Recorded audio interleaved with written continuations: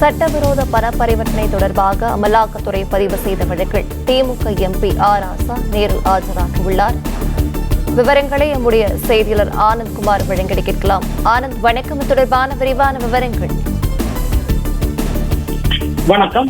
சட்டவிரோத பண பரிவர்த்தனையில் ஈடுபட்டதாக அமலாக்கத்துறை பதிவு செய்த வழக்கில் திமுக எம்பி ஆர் ராசா சென்னை சிபிஐ சிறப்பு நீதிமன்றத்தில் இன்று நேரில் ஆஜரானார். திமுகவை சேர்ந்த முன்னாள் மத்திய அமைச்சரும் நீலகிரி மக்களவை தொகுதி உறுப்பினருமாக உள்ள ஆர் ராசா வருமானத்துக்கு அதிகமாக சொத்து சேர்த்ததாக குற்றச்சாட்டு கடந்த 2015ஆம் ஆண்டு சிபிஐ வழக்கு பதிவு செய்தது.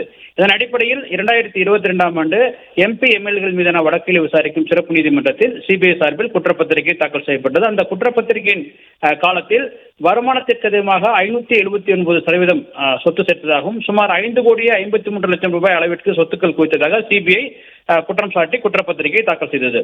அந்த வழக்கு நிலுவையில் உள்ளது.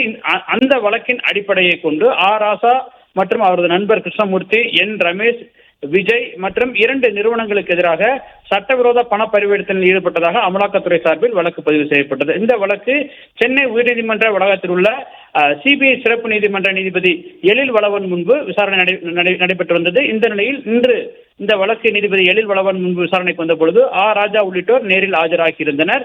அவர்களுக்கு வழக்கு தொடர்பான ஆவணங்களை வழங்க உத்தரவிட்ட நீதிபதி வழக்கினுடைய விசாரணையை செப்டம்பர் 18ஆம் தேதிக்கு தள்ளி வைத்தார்.